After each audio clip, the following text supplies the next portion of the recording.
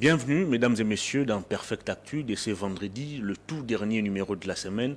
Tout le plaisir est pour moi de vous savoir nombreux en train de suivre cette émission qui va s'articuler autour des deux principaux thématiques. D'abord, les élections dans les délais, est-ce que c'est encore possible au regard des multiples déclarations des Denis Kadima, qui revient de plus en plus sur la situation sécuritaire préoccupante dans la partie est du pays. Hier, sur les plateaux de TV5, il s'est de nouveau exprimé et selon lui, il est inconcevable d'organiser les élections sans le Nord Kivu, ainsi que toutes les zones de la République démocratique du Congo qui sont en proie à l'insécurité. La CENI ne va donc pas déployer ses kits électoraux dans toutes ces parties du pays qui sont aujourd'hui frappées par l'insécurité. Est-ce que les élections sont encore possibles d'être tenues dans les délais? On en parle au cours de cette émission. Et puis on va chuter avec la situation sécuritaire, toujours dans la partie est du pays, mais aussi ici, à Kwamut, à quelques kilomètres de la ville de Kinshasa. Vous avez suivi la réaction même du président de l'Assemblée nationale qui a reconnu l'existence d'une milice dans cette partie du pays. Entre-temps, l'Angola a décidé de déployer en République démocratique du Congo 500 éléments de son armée pour une période de 12 mois. Est-ce que c'est suffisant pour éradiquer l'insécurité dans la partie est du pays? On en parle sur ces plateaux avec Alain Bolodjoa Ibola, président du parti politique Lèvons-nous et Bâtissons. Bienvenue. Merci à vous, en tout cas, merci pour l'opportunité. Bien habillé. Ça n'a rien à voir avec ça. Comment allez-vous? Oui, ça va, Dieu fait grâce. Alors, une question d'observation pour plusieurs personnes. Alain Bolodjoa est très radical vis-à-vis de la personne du président de la République, alors que celle-ci n'est qu'une victime de la mauvaise politique menée par Joseph Kabila, que vous avez d'ailleurs accompagné. Qu'est-ce que vous en dites? Bon, j'espère que cela vient de nos amis de l'UDPS. Oh, comment ça? Parce que très souvent, ce sont eux qui nous amènent dans ce genre de débat. Un problème personnel, un opposant personnel à M. Fessek. Vous êtes trop radical vis-à-vis de lui. Pas d'excuse pour lui. Personnellement, je ne le considère pas comme un enjeu. Je ne le considère pas comme un enjeu. C'est peut-être un accident de parcours. Si je suis opposant aujourd'hui, c'est par accident de parcours, parce que c'est lui qui est en face de moi, ou c'est lui qui est en face de nous, n'était pas prédestiné à être président. C'est juste une invention de Kabila. Ils ont profité de la forfaiture électorale, on a fait de lui ce qu'il est. Et ne pensez pas que dans le destin de Dieu, dans la volonté, pas la volonté permissive, dans la volonté de Dieu, il pouvait nous punir en ayant un président comme M. Fessek. Mais aujourd'hui qu'il est président de la République, pourquoi ne pas le soutenir? Non, mais attendez. Déjà, par rapport à la perception de l'État, par rapport à la conception de la démocratie, je ne suis pas obligé de le défendre ou de le soutenir. Il peut être là sans mon soutien. Il est là grâce à Kabila. Il n'a même pas été soutenu par le peuple pour qu'il soit là. Voyez-vous. Et donc, aujourd'hui, il n'a pas besoin de moi pour qu'il devienne compétent. Il a peut-être besoin de vous pour réformer ou remettre sur les rails quelques domaines de la société, notamment l'économie. Je ne le considère pas comme solution. Comment peut-il avoir besoin de moi? Apparemment, il est déjà bien entouré. On nous présente tous ces gens-là comme des gens intelligents, ils n'ont pas besoin de moi. S'il avait besoin de moi, je crois qu'il devait avoir besoin de moi dans le respect de la Constitution. Sortir en dehors de la Constitution, il ne faut pas compter sur moi. Alors, on me dit, non, j'ai soutenu Kabila. Oui, raison de plus pour ne pas soutenir Félix Tshisekedi. Parce que quand je soutenais Kabila, je pensais qu'il était plus sérieux. Et fort malheureusement, je me suis rendu compte que soutenir des gens par rapport à leur déclaration, ça ne suffit pas. Il faut que cette personne ait la capacité à exécuter ce qu'il dit ou ce qu'elle dit. Au regard de ce que j'ai fait dans mon passé, je considère que M. Félix Tshisekedi ne répondant pas aux critères, je ne peux pas le soutenir pour ne pas commettre une erreur de foi. Il suffit seulement de voir comment il articule même sa vision, comment il se comporte, comment il a accédé au pouvoir. Il n'y a rien de bon en Félix Tshisekedi. Donc le soutenir, pour moi, c'est marcher sur le droit souverain du peuple. Le soutenir, c'est cautionner ce que je pourrais qualifier d'imbécilité de gouvernance. Mais dans un pays où il y a d'énormes défis économiques à relever, vous avez de l'expertise, pourquoi ne pas la mettre au profit de la République? Je n'ai pas l'impression comme si je suis un homme providentiel. Il y a des gens qui ont de l'expertise, qui sont supposés travailler avec M. Félix Tshisekedi. Alors pourquoi n'arrive-t-il pas à donner de bonnes orientations? Voyez-vous? Et d'ailleurs, toute solution, comme je l'ai dit souvent, toute solution plus Félix Tshisekedi égale à zéro. Parce que M. Félix Tshisekedi est les zéros de la fonction. Croire que si tout le Congolais acceptait de le soutenir, il deviendra compétent, vous vous trompez. Nous avons besoin de la solution. Si il a été en mesure, il était capable de donner de bonnes orientations à notre pays, avec ou sans moi, les gens allaient constater. Il suffit seulement d'aller, de faire un tour au niveau du marché pour vous rendre compte que nous assistons là à ce que nous pourrons appeler l'inutilité d'un pouvoir mal acquis. Et donc, le problème n'est pas Alain Bolodja, le problème, c'est M. Félix Tshisekedi. Il n'a pas les prérequis nécessaires pour être président. Il est mal entouré par volonté et donc il ne mérite pas être président. Avant d'entrer même dans les menus ou dans les fonds même de notre émission, vous faites quelle lecture aujourd'hui de la situation économique de la République démocratique du Congo? On parle aujourd'hui de l'instabilité de la monnaie, de la dépréciation même de la monnaie. Vous avez suivi récemment le secrétaire général du parti présidentiel qui a dit que cette situation était causée du fait qu'on avait l'insécurité à l'est du pays. La gouverneure de la Banque centrale de l'autre s'est dit qu'elle est satisfaite de la manière dont les choses se déroulent sur terrain. Vous, comme expert en économie, vous qui maîtrisez la question économique, à ce jour, quelle lecture faites-vous de notre économie? Est-ce que nous sommes sur les rails? Est-ce que vous estimez que la République démocratique du Congo peut, dans les jours qui viennent, relever tous ces énormes défis économiques où vous pensez que Félix Tshisekedi, le gouvernement de la République, Sama Lukonde à sa tête, Nicolas Kazadi, doivent encore beaucoup travailler? Bon, le malheur, c'est que il y a ce que nous pourrons appeler les incultes. Voyez-vous, des incultes, des gens qui n'ont pas assez d'informations sur le fonctionnement des institutions et surtout sur le fonctionnement de l'économie, puissent prendre parole en public. Voyez-vous, ça dénote quelque part une certaine légèreté. Quand on vous dit, non, voilà, la question, la fluctuation de la monnaie se justifierait du fait qu'il y a guerre dans la partie Est, je me pose la question, si un secrétaire général d'un parti, d'ailleurs je ne connais même pas son niveau, si un secrétaire général d'un parti politique peut raisonner comme un homme de la rue... Il a fait la fiscalité alliée, selon les informations à ma possession. Seulement, la fiscalité seulement. Il se limite là. Et c'est ça, c'est ce qu'on lui a appris à l'université. C'est-à-dire que le fait que vous êtes en situation de guerre, dans la partie Est, c'est la seule variable explicative de la situation de la monnaie. En bon, alors, avant que nous soyons, avant la date d'aujourd'hui, nous étions aussi en guerre. Et pourquoi les effets de la fluctuation de la monnaie ne se sont-ils pas ressentis lorsque la guerre commençait? Qu'est-ce qui a justifié aujourd'hui que nous atteignions 3,35 2,4 à 2,35 pour $1? Peut-il nous donner les raisons? Peut-il nous donner l'incidence de la guerre? Au niveau de la Banque centrale, on parle de la spéculation sur les taux de marché. Vous comprenez que la banque c'est à 20,35. Ça, ce sont des mensonges grossiers. Vous comprenez que la Banque centrale ne justifie pas la fluctuation de la monnaie par rapport à la situation de guerre. Alors, comment des gens comme ça peuvent-ils faire orienter les débats au niveau de notre société? Comment pouvons-nous descendre aussi bas?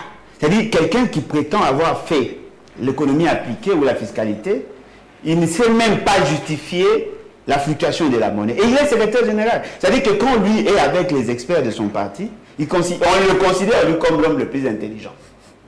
Ce qui veut dire qu'en fin de compte, nous n'avons pas de chance. Les raisons peuvent être multiples.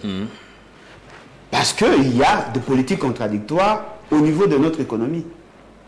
Quand la dame vous dit qu'il y a un problème de spéculation, C'est-à-dire que le marché parallèle joue sur la spéculation et cela fait que aujourd'hui, nous n'arrivons pas à fixer le vrai taux. Si la Banque centrale a un taux et qu'au niveau du marché, ce n'est pas le taux qui est appliqué, toutes choses restant égales par ailleurs, la population va préférer le taux, le taux parallèle. Parce que là, quand vous donnez votre 100 $, on vous donne 235 000 francs. Pourquoi aller à la banque pour aller changer à 2300 francs pour $1, alors que sur le marché parallèle, vous pouvez même arriver à 2400. Parce que l'essentiel pour celui qui a le dollar, c'est d'avoir un taux plus élevé. Absolument. C'est par contre celui qui a besoin des dollars, qui voudrait aller dans un marché où on peut avoir le dollar à un taux faible. Ce qui veut dire que s'il y a le dollar au niveau de la banque centrale, il suffit seulement de dire aux banques commerciales que nous avons suffisamment de réserves d'échange, venez prendre le dollar chez nous à tel taux, et le fait seulement qu'il y aura augmentation de la masse monétaire en devise sur le marché, toutes choses restant égales par ailleurs, le taux va baisser. On avait vanté à un moment ici les réserves d'échange. Parce que ce sont des menteurs. C'est ce que je veux vous dire. Parce que ce sont des menteurs. Parce que quand vous avez des réserves d'échange au-delà des 3,5 milliards de dollars et qu'il y a un problème de déséquilibre sur le marché, il suffit seulement d'injecter les devises sur le marché pour éponger la demande et cela va réduire naturellement. Mais pourquoi on ne le fait pas? Non, mais justement, ce sont des menteurs. Alors vous pensez que tout un gouvernement peut se permettre de mentir? Non, mais effectivement, ce sont des menteurs. En commençant par le sommet jusqu'à la fin. Ce sont des menteurs parce que s'ils avaient réellement des réserves d'échange, en réalité, on devait trouver un autre point d'équilibre. Peut-être qu'on ne va pas trouver le point d'équilibre de départ, mais avec le open market, on pouvait injecter les devises sur le marché. Cela va changer naturellement la situation conjoncturelle que nous vivons, parce que quand il y a augmentation de la masse monétaire en devises, cela donnerait naturellement la valeur au franc congolais. Très bien, on va parler... Soit ils ont augmenté la masse monétaire en franc congolais, plus proportionnellement que l'augmentation des devises. Là aussi, ça peut s'expliquer. Voilà pourquoi je vous dis, ils ont basé leur politique sur des mensonges. Lorsque j'en parlais, les gens ne voulaient pas me comprendre. Aujourd'hui, vous sentez que le marché est secoué. Et si vous prenez le prix que nous appliquons dans les réseaux sociaux, chez les opérateurs et les consorts, vous vous rendez compte que nous sommes pratiquement dans le marché parallèle. Ce qui veut dire que ce n'est pas seulement un problème de spéculation, il y a un problème de raréfaction des devises qui justifie. Alors la solution face à tous ces problèmes, c'est quoi? Aujourd'hui, on parle de la flambée des prix. Il y a même des marches qui sont déjà organisées pour protester contre la vie chère, la flambée des denrées alimentaires. Alors qu'est-ce que nous devons faire aujourd'hui? Il faut faire partie, M. Félix Sekedi. Ça va résoudre quel problème? Non, mais ça va résoudre un problème de leadership. Vous savez, le mal, quand moi je suis en débat avec nos amis, certains économistes, surtout les publicistes, ils pensent que la gouvernance importe peu.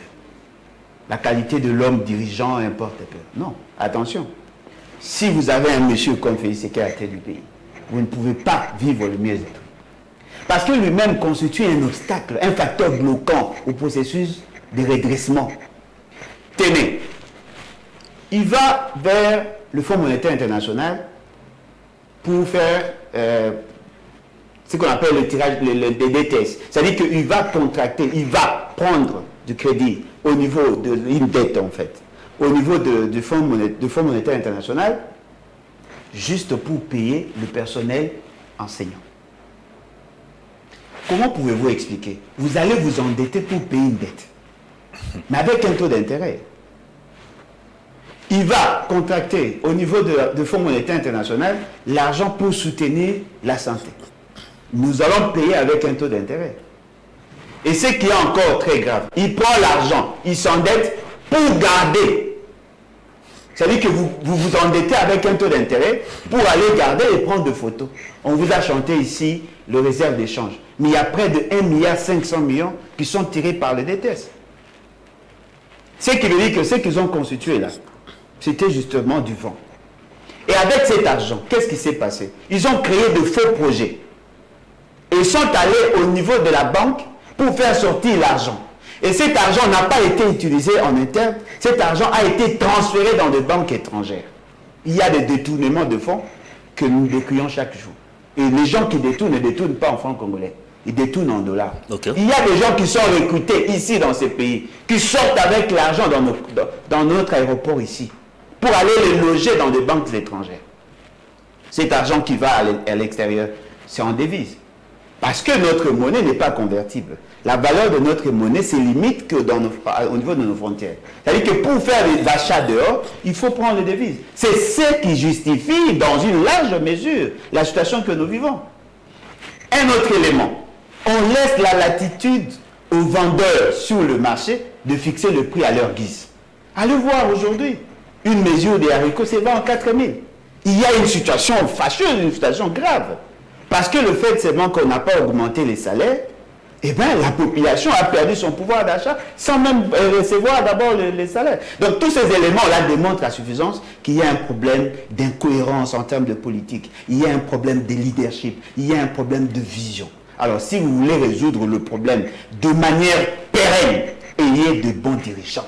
Est-ce que c'est un bon président, un bon parlement, un bon gouvernement, et vous allez résoudre. Est-ce que ce n'est pas vous qui êtes à côté de la raison? Parce que les gouvernements en place continuent de nous vanter tous les jours pratiquement la maximisation des recettes dans les régies financières, l'IGF qui va enquêter ça et là pour ramener l'argent dans les trésors publics. Finalement, ça part où?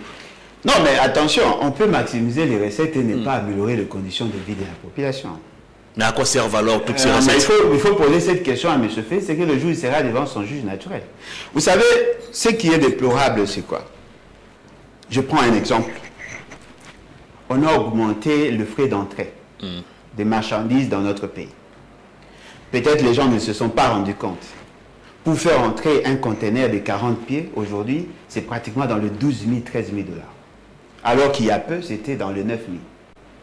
Quand ils sont arrivés au pouvoir, ils ont trouvé qu'il y avait un mécanisme qui était mis sur pied pour stabiliser le prix sur le marché, avec les exonérations. Ils vous ont chanté ici que c'était du détournement, que l'ancien gouvernement avait créé un mécanisme pour s'enrichir sur le dos de l'État. C'était une mauvaise chose. Non. Lorsqu'on recourt à ces mécanismes-là, c'est justement pour alléger la charge d'importation ou la charge d'exploitation des entreprises qui vendent sur le marché. L'exonération, c'est un instrument que l'on peut utiliser justement pour jouer sur le prix sur le marché.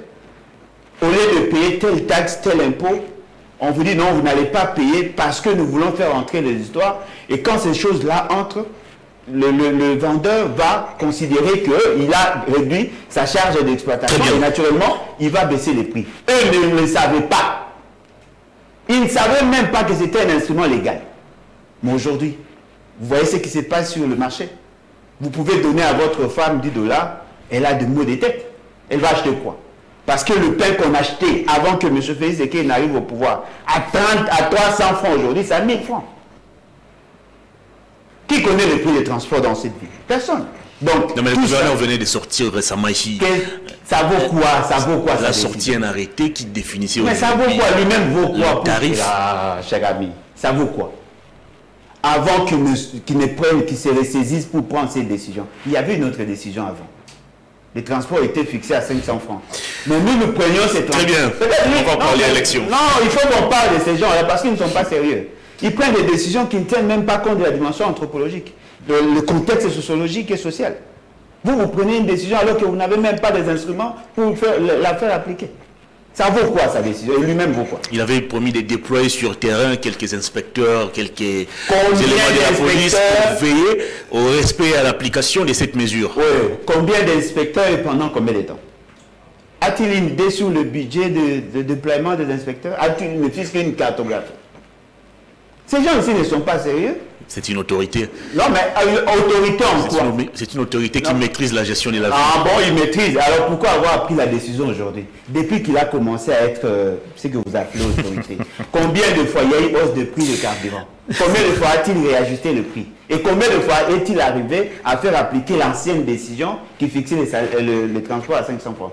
Vous êtes comme moi, vous fréquentez la ville, vous avez une idée sur le transport. Pouvez-vous me dire En clair, le prix des transports Gombe, par exemple, personne ne connaît parce que ça dépend de ceux d'humeur des chauffeurs. Très bien. Ils doivent arrêter de faire leur blabla. On va parler élection. Vous avez suivi, ou vous suivez les multiples déclarations de Denis Kadima, président de la CENI. Derrière, il y a un jeu de ping-pong qui s'est fait entre lui et son prédécesseur, Corneille Nangaa. Il se tire à boulet rouge. On n'arrive pas à comprendre la raison de cette dispute. Pour Denis Kadima, c'est inconcevable d'aller aux élections sans le Nord Kivu. Il y a une sécurité là-bas. La CENI ne peut pas déployer ses kits électoraux. Peut-être que ses agents seront attaqués par les rebelles. Le président de la République, de son côté, évoque aussi la situation sécuritaire qui risquerait d'hypothéquer aussi le processus électoral. Est-ce que les élections auront-elles lieu dans les délais? Bon, dans votre question, il y a plusieurs éléments.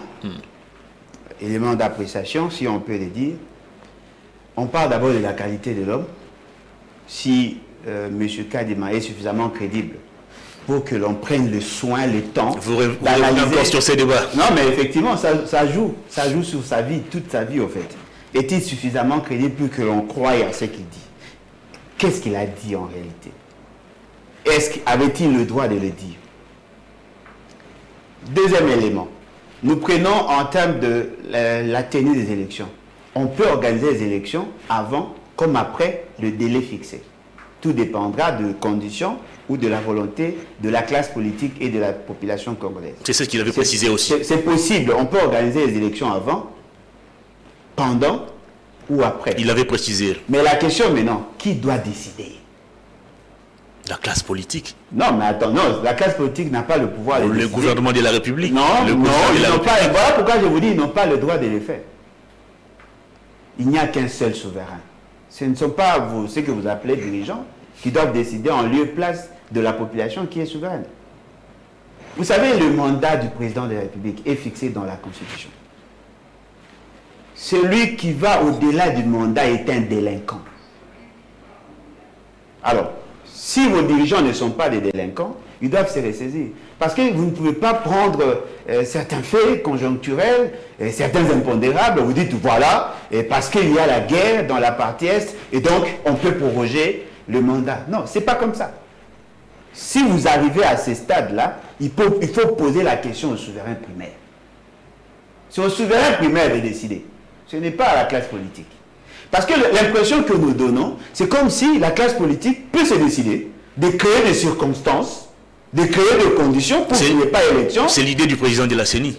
Non, mais effectivement, l'idée du président de la CENI qui sait que M. Félix Tshisekedi a créé des circonstances pour qu'il n'y ait pas élection.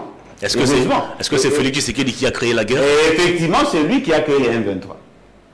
C'est M. Félix Tshisekedi qui a créé les M23. Il n'y a pas que les M23 qui opèrent en RDC. Non, mais est-ce que lui s'en soucie? Les ADF sont là, on parle des FDLR. Mais je vous dis ici devant le public,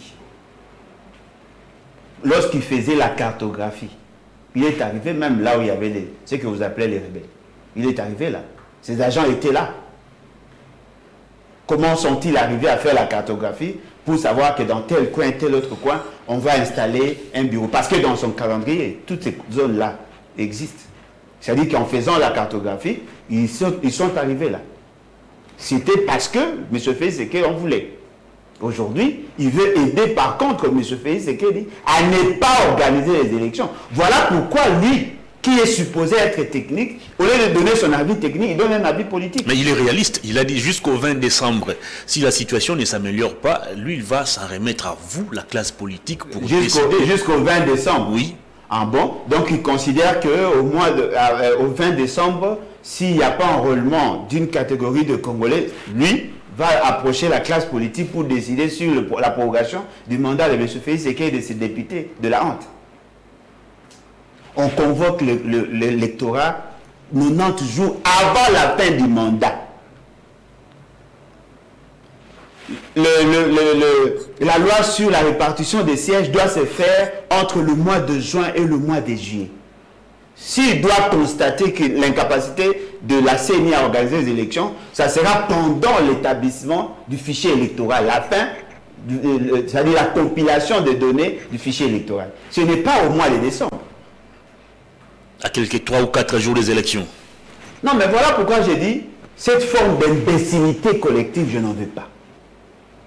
Moi, je trouve quelque part que nous devenons, ces pays est dirigé comme si nous étions un pays de fous.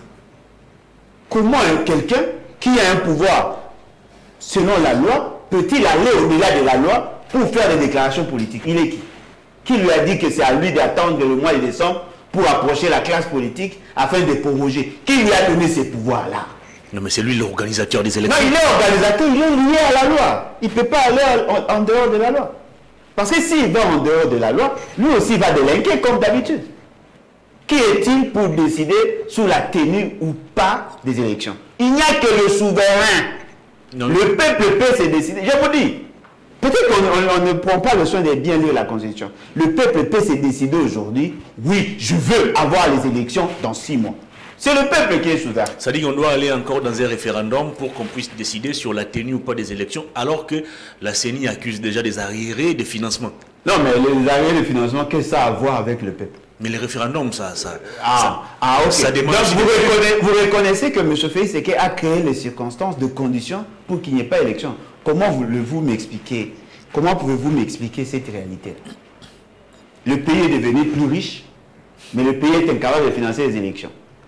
Lorsque nous avions un budget de 3 milliards, nous sommes arrivés à organiser les élections. Aujourd'hui, nous avons un budget de 16 milliards. On a maximisé les recettes avec la magie à Linguetti, d'après ce qu'on nous dit. Et après, on dit non, voilà, la CENI n'a pas de moyens. À laquelle les fonds sont orientés vers l'armée. Ah bon? Est-ce qu'on peut nous donner... C'est le président qui l'avait dit. Non, mais est-il suffisamment crédible pour que je croie à ce qu'il dit? Ça aussi, c'est le problème. Cher ami, vous avez, l'année passée, on avait un budget de 11 milliards. Ce qui est surprenant, la plupart des dépenses prévues n'ont pas été exécutées. On suppose que l'argent y est. Parce que quand vous maximisez les recettes, cela veut dire que vous dépassez les assignations. Vous avez plus de 11 milliards en main. Mais les dépenses qui étaient prévues, vous n'arrivez pas à affecter. Prenons, pour l'état de siège, il y avait un budget de 74 millions de dollars. Toutes ces opérations de l'armée peuvent nous prendre, prenons comme ça, 5 milliards de dollars. Cela n'empêche pas à ce qu'il y ait élection, parce que nous avons vécu avec 11 milliards.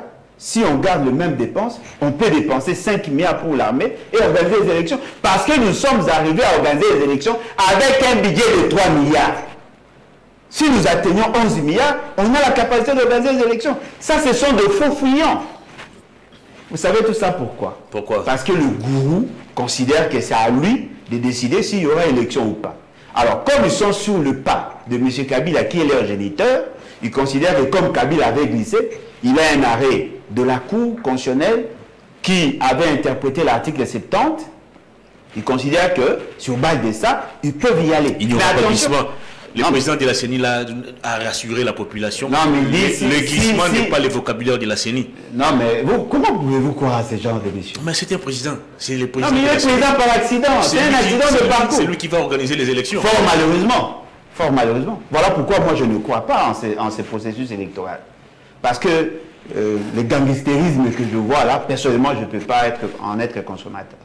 Alors, est-ce qu'au regard de tout ce qui est décrié aujourd'hui par le président de la République, par Denis Kadima, par quelques personnalités de l'Union sacrée, est-ce que vous pensez que les élections sont encore, je ne sais pas moi quelle expression utiliser, est-ce qu'on peut encore avoir les élections dans le délai requis par la Constitution?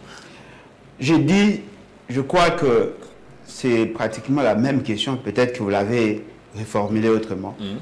Je considère pour ma part, il n'y a que le peuple souverain qui peut en décider. Vous savez, le malheur avec nous, toutes les personnes que vous avez pris les risques de citer là, n'ont pas de raison d'organiser les élections. Si M. Félix Séké était suffisamment populaire, s'il était arrivé à résoudre tant soit peu le problème de la population... Il est toujours populaire selon plusieurs sondages. Oui, mais populaire de motard. Il est apprécié par les motards, certainement. Il est apprécié par sa famille biologique. Et les motards font partie aussi de la population. Oui, mais ils représentent quoi en termes de proportion? Et quand vous parlez de motards, il faut cibler aussi les zones. Il n'est pas populaire partout. Comme moi aussi, je peux prétendre être populaire dans un coin et ne pas être connu. Qui peut prendre le risque de voter un monsieur comme Félix Séké? Qui peut prendre le risque de voter un monsieur comme ça? Il n'a pas le profil? Non, du tout. Ni le profil, ni la carrure pour être payé. Mais il est là par la seule volonté de M. Kabila. Voilà pourquoi moi je le disais, je continue à le dire, je peux tout pardonner à Kabila sauf ça. Vous n'avez pas, vous, le droit de créer des conditions pour qu'il n'y ait pas d'élection. Si seulement il avait exécuté, d'ailleurs il n'a même pas de programme. S'il avait une vision sur l'État, s'il avait la capacité de bien gérer les choses, certainement qu'on allait avoir un président qui serait élu, au moins. Parce que là, il a été démocratiquement élu. C'est une invention de Kingakat. Ça n'a jamais été prouvé. Si, ça a été prouvé. Par qui? Par lui-même, il a confirmé. Il a dit quoi? Non, il a dit que ce qui s'est fait ici, ça s'est fait aussi aux États-Unis, en France. Le compromis à l'africaine. C'est ça, c'est-à-dire qu'il a reconnu qu'effectivement il est un fruit d'un arrangement particulier. Pour certains leaders de l'opposition, s'il n'y a pas élection dans le délai, Félix Tshisekedi doit faire ses valises. Pourquoi attendre qu'il n'y ait pas élection? Pourquoi on doit mettre en place une transition qui sera dirigée par la société civile, c'est Martin Fayoulou. C'est urgent aujourd'hui, là, tel que je vous parle. Est-ce que vous avez les moyens pour arriver à vos fins? Ah bon, vous pensez qu'on doit faire quoi? On doit prendre les arbres? C'est à vous de nous dire. Ah, mais voilà pourquoi j'ai dit, quand vous parlez de moyens, vous voulez quoi? Qu'on prenne des arbres?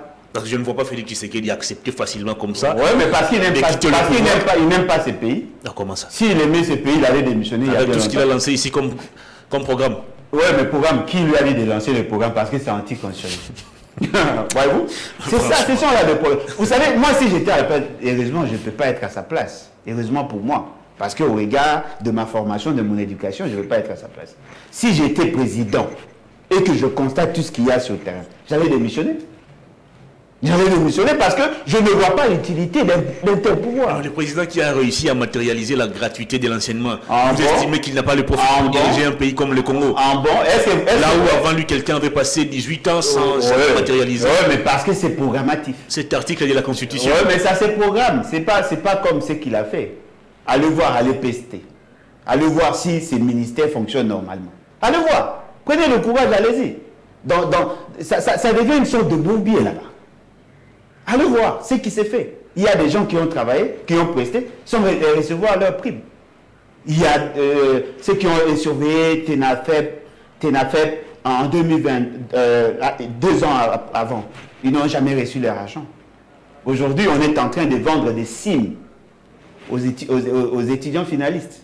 Allez voir. On est en train de désactiver certains enseignants. Allez voir. On détourne l'argent chaque jour. On nomme des gens. Ce Copé avait combien d'argent avant ces désordres ici de la venue de M. Félix Tshisekedi? 1200 et quelques agents. Aujourd'hui, nous sommes pratiquement à 3500. On a recruté tous ceux qui n'avaient rien à faire, tous ces anciens trésors, ils sont là.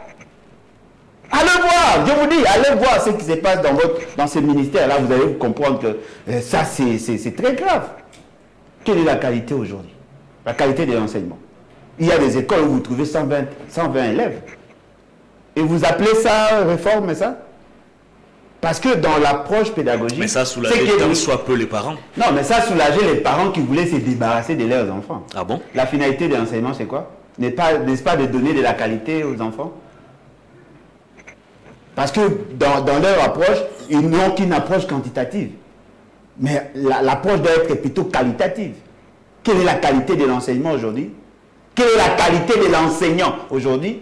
Qui connaît le nombre du personnel enseignant aujourd'hui dans ces pays?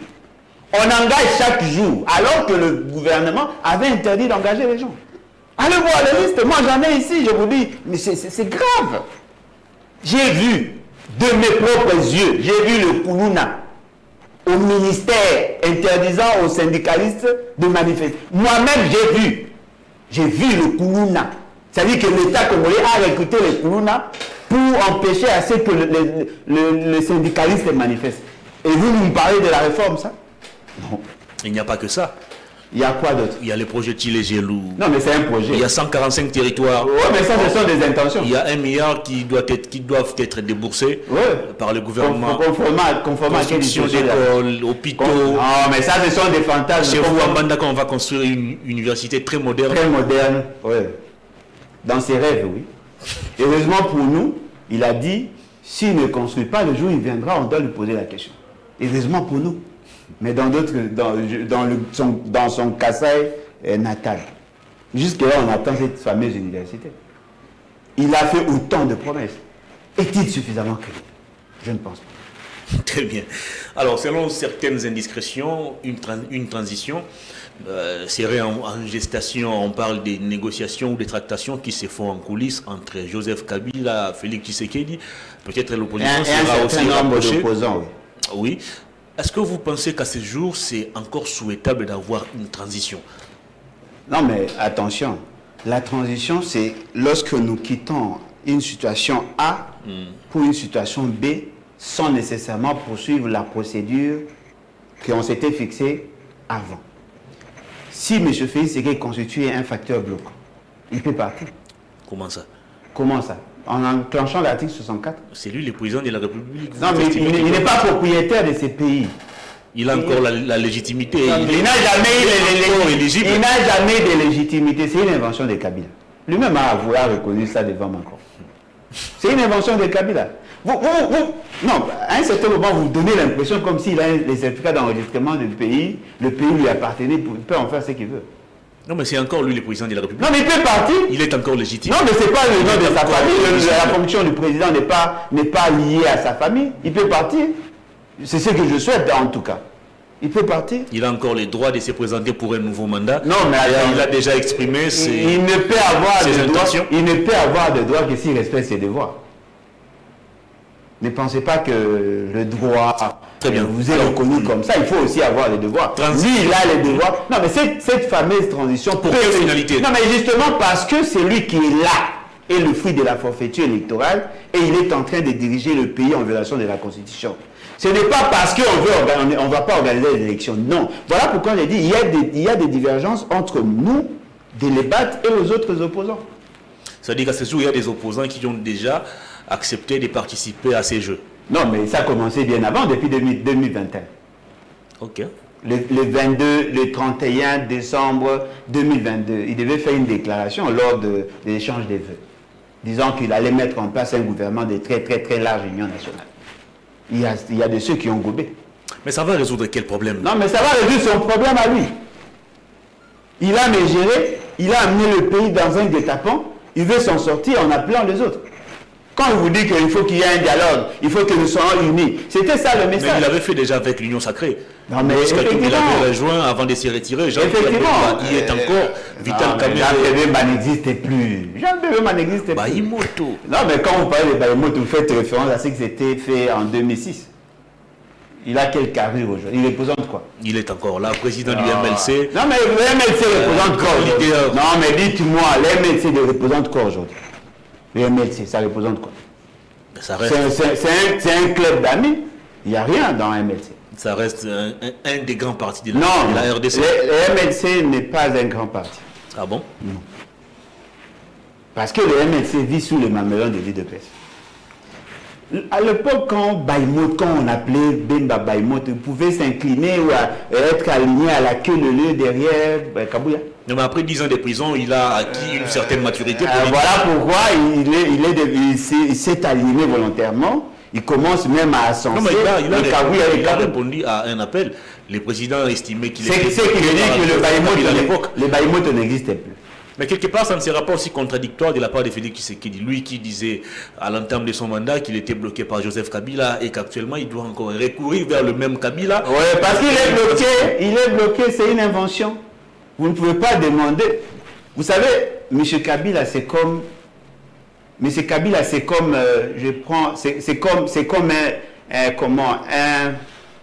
comment je peux l'appeler? C'est-à-dire que c'est lui le fabricant. Voyez-vous, il connaît le point fort et le point faible de son produit. Rien ne vous rassure que Kabila n'était plus en odeur de sainteté. Le fait, c'est qu'il n'était plus en odeur de sainteté avec Kabila. Peut-être les gens n'ont pas compris l'astuce. C'est FCC Cash qui a eu des problèmes. Ce n'est pas Kabila et Félix Tshisekedi. Voyez-vous, ils sont dans leur logique. Ça veut dire qu'ils se sont préparés. Parce que quand vous prenez ce que Félix Tshisekedi fait, vous analysez en profondeur ces méfaits. Tout ce qui pose comme acte dans notre pays, vous allez vous rendre compte, cher ami, que M. Félix Tshisekedi est en train de faire les lits pour Kabila. Et apparemment, Kabila lui-même ne sera pas candidat, apparemment. Kabila va chercher quelqu'un de son entourage et au regard des actions que nous voyons sur le terrain, Oui, c'est comme si Kabila est en train de préparer sa femme. Ah bon? Ah oui, parce que ce qu'elle fait, elle est en train de battre campagne. Attendez un peu. Au niveau du FCC, il y a des gens qui sont là depuis des années. Des caciques, tous ces gens qui ont combattu aux côtés de Kabila. Ils sont là depuis des années. Chadari est là. Non, mais Chadari s'est imposé déjà impropre. Obemina est là. Chadari s'est imposé déjà impropre. Non, il a été candidat. On lui a donné l'argent, près de 100 millions de dollars. Lui-même a consommé, a mangé la sémence. C'est-à-dire qu'au regard de ce qu'il y a, certains pensent qu'il faut qu'il y ait une transition avec Félix Tshisekedi ou sans Félix Tshisekedi. Mais les raisons avancées, c'est seulement pour des raisons électoralistes. Non. Mais ce Félix Tshisekedi peut être mis de côté, même pour sa gouvernance. Il a posé des actes contre les intérêts de la Constitution, les intérêts de la population. On n'en parle pas, on ne voit que les élections. Non, on va partir au plus vite. On va revenir sur ces sujets, mais il y a une information qui vient de nous tomber, un flash. Nous apprenons à l'instant même que Jimmy Kitenge du PPRD vient d'être libéré. Oui, mais là, il est libéré, gloire à Dieu. C'est déjà une bonne chose parce que c'est ce que nous avons souhaité. Mais pourquoi a-t-il été arrêté? Pourquoi? Pourquoi avoir pris quelqu'un, le mettre en dehors de sa maison pendant près de 8 mois, je crois, 6 ou 8 mois, comme ça, pour rien? C'est le cas de votre jeune frère aussi aujourd'hui. Manik Siyem, il est abandonné comme ça et personne n'en parle. Il est où d'abord? À la mer. Ah bon? Il est à la mer, 3Z, en face de la primature. C'est-à-dire que ce sont là des raisons pour faire partie de M. Félix Tshisekedi. Comment on peut prendre quelqu'un, pendant autant de mois, on le met au cachot? Moi, je pensais que c'était grave. Pourquoi est-il libéré? Quelle est la sanction? Qu'est-ce que les juges ont dit de son dossier? Voyez-vous, aujourd'hui, Manik, ça fait près d'un mois au cachot. Plus même, c'est depuis le 28 janvier. Ce qui est surprenant, il n'a jamais été en contact de son juge. Et même son avocat a des difficultés. Il vient à peine de se marier, lui. Vous ne voyez même pas comment vous avez brisé la famille de quelqu'un comme ça. Il a laissé un bébé, je crois, d'une année. Non, mais effectivement, comme ça. C'est-à-dire que c'est comme si nous sommes dirigés par des fous. Des gens qui prennent des décisions sans réfléchir. C'est pas normal. Et voilà, aujourd'hui, il est libéré. Et après, demain, il sera encore arrêté. Est-ce que la libération de Jimmy Kitenge, c'est à mettre aussi dans l'actif? Papa, il y a une négociation. Il y a une négociation. Je vous dis, il y a une négociation. Nous autres aussi, nous étions contactés. J'ai refusé. Il y a une négociation. Et ça a commencé depuis 2022, 2021 d'ailleurs. Il y a une négociation. La classe politique congolaise. Mais pourquoi une transition alors que c'est l'année électorale? Il y a les moyens, il y a les budgets, il y a maximisation des recettes. Félix Tshisekedi est glissé. Pour quelle Quand je vous disais qu'il n'y aura pas de glissement, il a été contre les glissements de Joseph Kabila en 2016. Ah bon? C'est grâce à lui que Kabila a glissé. Comment ça? Oh, cher ami. Vous oubliez tous ces... Cher ami, quelle est la famille? Manifestations organisées par l'UDPS. Non. Vous vous souvenez de ce genre d'histoire-là? Carton jaune, carton rouge. J'ai l'avantage de maîtriser ce qui se fait dans l'opposition et au pouvoir. J'étais dans l'opposition, j'étais au pouvoir, aujourd'hui je suis dans l'opposition. Je connais le système des jeux. Je connais. Voilà pourquoi j'ai dit, il faut que nous ayons une nouvelle classe politique. Ne comptez pas sur ces gens ici. La famille Tshisekedi a aidé Kabila à glisser. De quelle manière? Moyennant quelque chose. De quelle manière? Ils ont facilité à Kabila de convaincre toute la classe politique d'aller au dialogue. Ça a commencé en 2013. Non, mais justement parce que... Laissez-moi. Ça a commencé en 2013. Ils ont approché Kabila. Ils ont négocié avec Kabila. C'est Kabila qui les a approchés ou ce sont eux qui ont approché? Laissez-moi parler. Ok. Ils ont approché Kabila. Kabila a compris leur faiblesse. Il a commencé à s'organiser. Il a commencé d'abord par le concertation. 2013-2014. Après, il a convoqué le deuxième dialogue. Il citait l'Union africaine. Après, il a convoqué. Mais avant ça, c'était précédé par quoi? Il y a eu des rencontres. Il y a eu des rencontres entre le membre de la famille Tshisekedi et le membre de la famille politique de M. Kabila. L'affaire... Ça, c'est venu après. Il y a eu des rencontres, ils se sont parlé, ils sont tombés d'accord. Le jour où vous aurez le docteur Pasteur Mougalou, il va vous dire des choses. Il y a eu des rencontres, il y a eu des factures qui ont été payées. Non, mais pourquoi la même famille politique a encore organisé des manifestations pour exiger le départ de Kabila? Non. Ils ont travaillé pour Kabila. C'était pour... Ils ont fait ça avec Mobutu. C'était pour faire pression. Vous savez, il y a certains des opposants aujourd'hui, là, s'il a des factures à payer, ils commencent à faire des déclarations pour qu'on la paye. Ils sont nombreux, ils sont habitués comme ça. Et tiens, c'est ceux qui appellent ils sont dans cette éducation-là. Nous voulons qu'il y ait les changements. Vous savez, le plus grand problème de notre pays, la classe politique est égocentrée. C'est-à-dire qu'ils ne voient que ses intérêts. Les politiciens ne voient que leurs intérêts, alors que le peuple est en train de souffrir. Et c'est pourquoi vous avez accepté d'organiser une transition en lieu et place des élections. Moi, je ne ferai rien avec Facebook. De toute façon, pas de compromission avec les élections ne vont rien changer. Ah bon? Parce qu'actuellement, là, il y a même Noël Tchani qui exige le remboursement de ces 100 000 $ de caution parce que c'est référent au propos de Corneille Nangaa. Il n'y a pas eu élection en 2018 et ils ont été utilisés comme des dindons pour... De la face. Oui, mais il a compris, mais en retard. Quand moi j'en parlais, qui me croyait? Voyez-vous, il est temps pour le peuple de se prendre en charge. Ne comptez pas trop sur la classe politique. Dans la plupart des cas, ils sont corrompus. Ils sont corrompus. Est-ce que Fayulu est partant pour cette idée de la transition? D'ailleurs, il s'est exprimé déjà, il faut une transition qui sera dirigée par la société civile. Aucun acteur politique ne doit prendre part à la gestion durant cette période. Non, mais c'est une bonne idée, mais on doit s'asseoir pour que l'on réfléchisse ensemble. Voyez-vous? Parce que ça ne doit pas venir d'un Dieu qui prend des décisions et qui impose aux autres. C'est un parti politique. Il n'a pas imposé. Non, mais je ne parle pas de lui. Je suis dans le principe. On doit s'asseoir, on doit réfléchir. Mais pour que nous arrivions à ça, il faut d'abord qu'il y ait une révolution. Parce que si vous voulez négocier avec monsieur... Non, mais dites-moi, comment vous allez faire ça sans le peuple? Comment? Comment allez-vous faire? Mais en 2016, on a tenu aussi... Non, mais voilà pourquoi les Russes, ils ont échoué. Sans le consentement de ces mêmes peuples. Non, mais attention. Et c'est ces mêmes peuples qui ont été aussi... Non, mais attention, voilà pourquoi j'ai dit, nous sommes là pour réveiller le peuple, lui amener un bon message. C'est le même travail que Olenga Nkoyi avait fait en 2016. Non, Olenga Nkoyi avait préparé... Laissez-moi parler. Olenga Nkoyi préparait les terrains pour qu'il y ait glissement, pour qu'il y ait dialogue. Comme ça, ils vont se partager le pouvoir. Vous n'avez pas vu son secrétaire général devenir ministre? C'est ça. C'est-à-dire que la classe politique veut prendre en otage le peuple. C'est au peuple de décider. Ce n'est pas à cette fameuse classe politique. Parce que dans la plupart des cas, tous là sont des membres de la SOP, non? Dans la plupart des cas, ils sont membres de la SOP. Ils ont travaillé ensemble, ils ont des amitiés, ils ont des amis communs, ils se rencontrent deux fois. Nous voulons assez que le peuple décide. Alors pour que le peuple décide, il faut que nous passions par la révolution. S'il n'y a pas de révolution, il n'y aura pas de transition. On termine l'émission par cette toute dernière question en 1 minute. L'insécurité, l'Angola a décidé de déployer en RDC 500 militaires. Sur demande de la RDC. À Kouamout, ici, ça continue de tirer. Mbosso a reconnu l'existence d'une milice.